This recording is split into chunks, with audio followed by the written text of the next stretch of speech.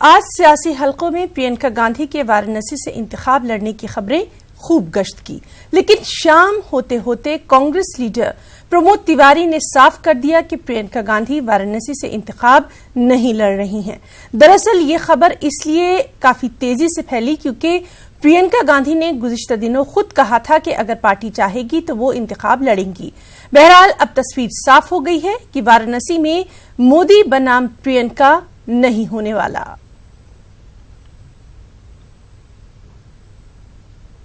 भारतीय राष्ट्रीय कांग्रेस के मुख्यालय से मुख्य प्रवक्ता ने इसका खंडन किया है, तो उसके बाद फिर मुझे जोड़ने घटाने का कोई औचित्य नहीं।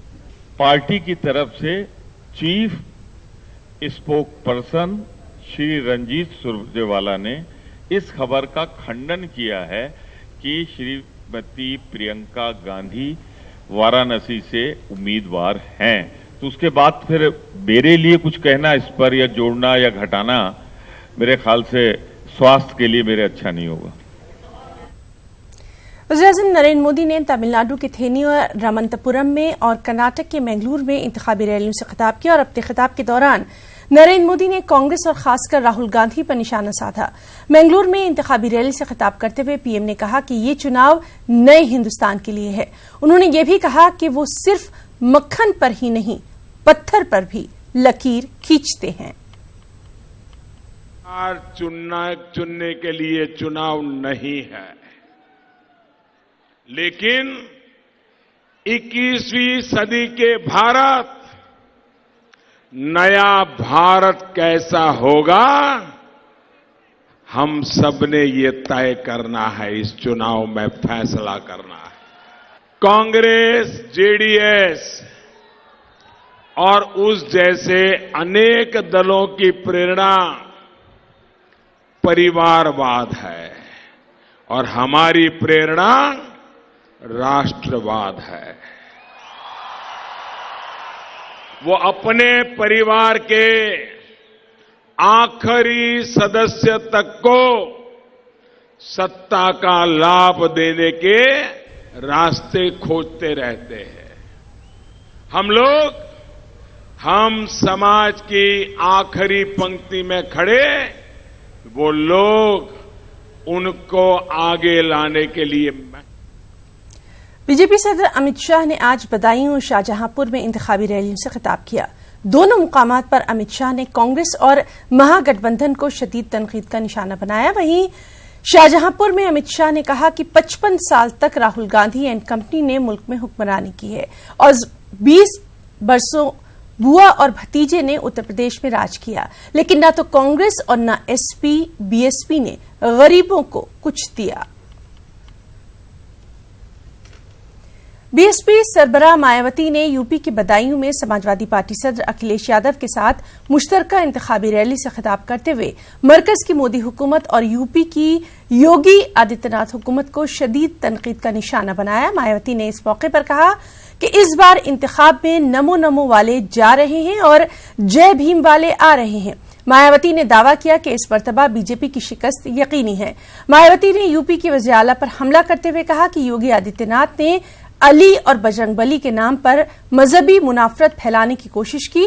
वहीं अखिलेश यादव ने कहा कि बीजेपी ने अवाम से सिर्फ झूठे वादे किए। उन्होंने कहा कि मोदी हुकूमत ने लोगों से रोजगार छीन लिए। चुनाव में नमो नमो वाले जा रहे हैं और जय भीम वाले आ रहे हैं। हमारे अली भी हैं और बजरंग बली भी हैं। हमें अली भी चाहिए और बजरंग बली भी चाहिए। हमारे इस गठजोड़ के साथ में यहाँ पिछड़ा वर्ग वे अपर कास्ट समाज के दुखी व पीड़ित लोग भी जुड़े हैं। जो ये लोग भी बीजेपी की केंद्र व उत्तर प्रदेश सरकार की गलत नीतियों व गलत कार्य प्रणाली की वजह से काफी ज्यादा गुस्से में भी हैं। देश में लोकसभा के लिए हो रहे आम चुनाव में बीजेपी भी केंद्र में अपनी सरकार की खासकर आरएसएसवादी, पूंजीवादी, संकीर्ण, सांप्रदायिक, द्वेषपूर्ण व जातिवादी गलत नीतियों एवं गलत कार्य प्रणाली की वजह से इस बार सत्ता से जरूर बाहर चली जाएगी। बीजेपी सत्ता में, केंद्र की सत्ता में इस बार किसी भी कीमत पर आने वाली नहीं है। इलेक्शन कमीशन की बेदारी मुहिम और समाजी मिली तंजीमों की तमाम कोशिशों के बावजूद पहले मरहले में मगरबी यूपी की 8 सीटों पर वोटिंग फीसद में इजाफे के बजाय 1% की कमी ही देखी गई। तज्जियाकार जहां इसकी मुख्तलिफ वजूहात का जिक्र कर रहे हैं, वहीं वोटिंग फीसद में कमी से नताइज पर होने वाले असरात का भी जिक्र किया जा रहा है।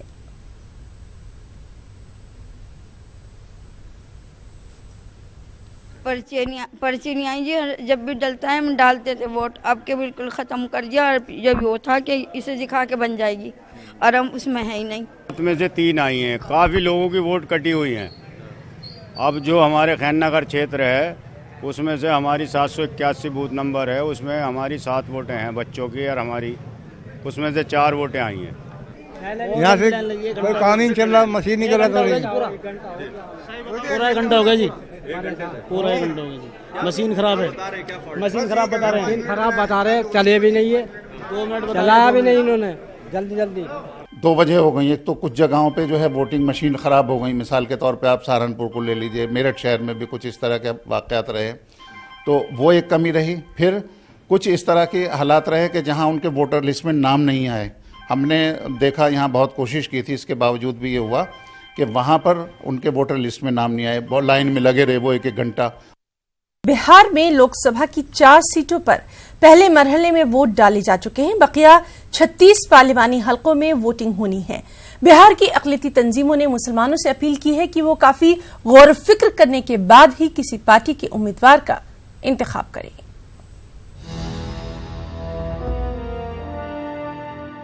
बिहार के 40 पार्लिमानी हलकों पर किसका कब्जा होगा, किस पार्टी के हिस्से में कितनी सीटें आएंगी, ये तो 23 मई को ही पता चलेगा। लेकिन फिलहाल तमाम पार्टियां जीत हासिल करने के लिए अपनी पूरी ताकत झोंक रही हैं। दूसरी जानिब अक़लियती तंजीमों ने खामोशी से अपना ऐलान भी जारी कर दिया है। अमारत शरिया ने मुसलमानों से अपील की है कि वो अमन व अमान कायम करने वाली पार्टी और उम्मीदवारों को वोट दें। मैं उनसे सिर्फ यही कहूँगा कि इस मुल्क की हिफाजत के लिए, इस मुल्क को आगे बढ़ाने के लिए और अक़लियतों की ख़ास तौर पर हिफाजत और हिस्सेदारी के लिए फाशिज़म वाले नज़रियात की ताकतों को, उनके कैंडिडेट को वोट नहीं देना चाहिए। हालांकि अमारत शरिया ने किसी एक मखसूस पार्टी के लिए कोई बयान जारी नहीं किया है, लेकिन खामोशी के साथ वो पार्लिमानी हलकों में कुछ मखसूस पार्टियों की हिमायत कर रही है। रियासती सरकार की खूबियाँ अलग होती हैं और सेंटर में जो सरकार है उसकी जो खराबियाँ हैं वो जग ज़ाहिर हैं, इसलिए इस पर कोई समझौता नहीं होना चाहिए। किसी का ख़ास तौर पर नाम नहीं लेंगे, हम तो ये कहेंगे कि जहाँ अच्छे नज़रियात वाले लोग हैं उनकी हिमायत होनी चाहिए। मुस्लिम तंजीमों के बयान पर अवाम का रुख क्या होगा ये कहना मुश्किल है, लेकिन मजहबी लीडरों के मुताबिक अक़लियती तंजीमों का इंतखाबात के वक्त काफ़ी असर रहता है। सवाल ये कि जो आदमी इलाके का डेवलपमेंट करता हो, सेकुलर माइंड हो, अवाम के मफाद में काम करता हो, अवाम को एक साथ जोड़ करके चलने की सलाहियत रखता हो, उसको तो ऐलान करना हमारी जिम्मेदारी, उसको जिताना हमारी जिम्मेदारी में से। ऐलान का असर होता है, बहुत सारे लोग ऐलान का असर लेते हैं। हम तो समाज की फलाह बहबूद के लिए, समाज को अच्छा बनाने के लिए, मुल्क को तरक्की की तरफ ले जाने के लिए अच्छे लोगों का इंतखाब करना चाहते हैं, ताकि अच्छे लोग आवेंगे तो अवाम का अच्छा काम होगा। वाज़ेह है कि बिहार के 40 पार्लिमानी सीटों में तकरीबन 10 हलकों पर मुसलमानों का अच्छा खासा असर है। 10 हलकों में मुस्लिम आबादी उम्मीदवारों की किस्मत का फैसला करती है। माना जा रहा है कि अक़लियती तंजीमों के ऐलानात से मुस्लिम आबादी वाले हलके में सियासी मंजरनामा तब्दील हो सकता है। न्यूज़ 18 उर्दू के लिए पटना से महफूज आलम की रिपोर्ट। मुश्तरका तहजीब और सेकुलर इक़्तिदार इस मुल्क की रूह में समाये हुए हैं। अगर समाज को इंसानी बुनियादों पर इस्तेमाल करना है तो सेकुलर इक़्तिदार के तहफ़्फ़ुज़ के लिए मुत्तहिद होकर कोशिश करनी होगी। और इन तमाम ख़यालात का इजहार इलाहाबाद में मुनक़िद होने वाले साझा भारत सम्मेलन में किया गया। एक रिपोर्ट। साझा भारत सम्मेलन में जलियांवाला बाग के कत्लेआम के 100 बरस पूरे होने पर शहीदों को खिराज अकीदत पेश किया गया। जलसे की सदारत मारूफ समाजी कारकुन शबनम हाशमी ने की। जलसे में हिंदी उर्दू अदीबों के अलावा बड़ी तादाद में दानिशवरों ने शिरकत की। जलसे में इस बात का अज़्म किया गया कि मुल्क के सेकुलर आईन और इसकी मुश्तरका तहजीब का तहफ़्फ़ुज़ हर कीमत पर किया जाएगा। हम एक ही हैं, लेकिन हमारी संस्कृति हमेशा बहुत विविध रही है और जिनकी ये मंशा है वो गलत मंशा है, वो हमारी संस्कृति के खिलाफ है। इसलिए ही आज हमें अपने संघर्षों के वो दिन याद रखना चाहिए जालियांवाला बाग के बाद ही, जिसमें किसी एक जाति और एक धर्म के लोग नहीं बल्कि इस मुल्क के लोग, निहत्थे लोग मारे गए थे। पिछले दिनों जो राजनीति देश में चल रही है, जो इस तरह की सरकार आई है, वो लोग एक जैसा थोप रहे हैं सब कुछ, एक भाषा हो, एक धर्म हो, एक राष्ट्र हो। तो हम लोग का उद्देश्य है कि चूँकि आज जलियांवाला बाग का शताब्दी वर्ष शुरू हो रहा है और कल बाबा साहब की जयंती है, तो आज़ादी की उस लड़ाई को और सामाजिक परिवर्तन की उस लड़ाई को याद करें और उन लोगों ने कौन सा भारत बनाने की कोशिश की थी जो एक साझा भारत था, उसकी रक्षा के लिए हम लोग जगह जगह पे अलख जगाएं। जलसे में मुल्क में अक़लियतों और दलितों के खिलाफ बढ़ते तशद्दुद और अदम रवादारी को रोकने का फैसला किया गया। ये तो एक रेगुलर लेवल पे होते रहना चाहिए, बराबर होते रहना चाहिए। इसलिए कि हमने आज बोल दिया जो कुछ बोलना है, 4 दिन बाद ये चीज़ें हवा में चली जाएंगी और फिर हम भूल जाएंगे। हम रेगुलरली अगर करते रहें तो कहीं हमारे दिमाग में बैठने लगता है कि हाँ एक ठीक है ये चीज़, हम इसके साथ खड़े हैं।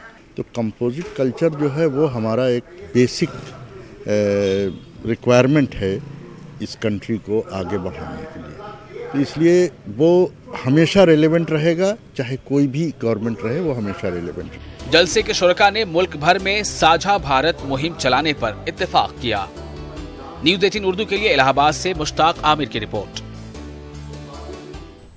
बेंगलुरु में हलाल सरमायाकारी के नाम पर धोखा देने वाली कंपनियों के खिलाफ एक बार फिर एहतजाजी मुजाहरा किया गया।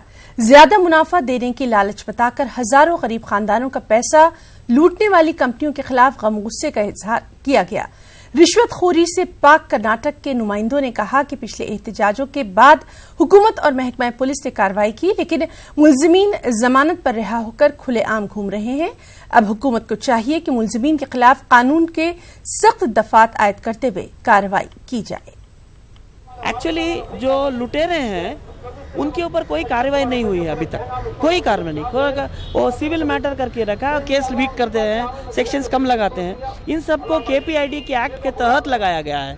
PCMC एक्ट लगाना है। PCMC में क्या होता है कि फाइन होता है, जेल भी होता है, तो उनको इतनी जल्दी बेल नहीं मिलती है।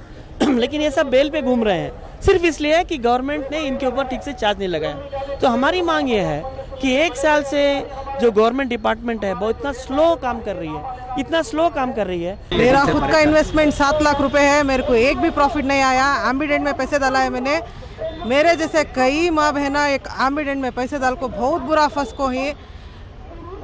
गवर्नमेंट से मैं दरख्वास्त करती हूँ, क्या तो भी एक स्टेप ले को। अब AC के पास जो भी पैसा है हम ना जल्द से जल्द रिलीज कर को है ना, तमाम जितने भी इन्वेस्टर्स हैं उनको एक राहत की एक सांस लेने के वास्ते मौका देना बोल को मैं AC नागराज साहब से है ना दरख्वास्त करती हूँ। 5.5 लाख लगाकर हूँ।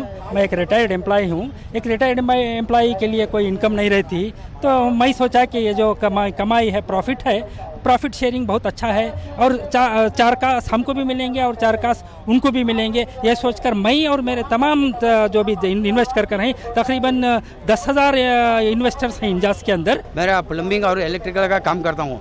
Because of this 2 lakh rupees मेरा घर छोड़ दिया हूँ मैं।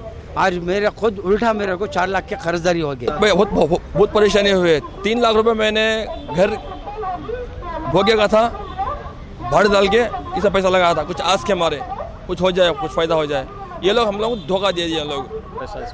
हमने तकरीबन 3 लाख रुपए इन्वेस्ट किया है, but then as a power authority of the government, we request government to stop such companies from cheating and looting people. If such companies have cheated and looted people, we request them to take strict and procedural action so that further none. शहर गजल culture society और Kausar Chandpuri social forum के मुश्तरका banner तले उर्दू कहानी और भोपाल के उन्वान से खास प्रोग्राम का इनेकाद किया गया। प्रोग्राम में मुमताज फनकारों ने शिरकत की और उर्दू कहानी के फरोग में भोपाल के अदीबों के अदबी खिदमात को पेश किया गया। खास रिपोर्ट।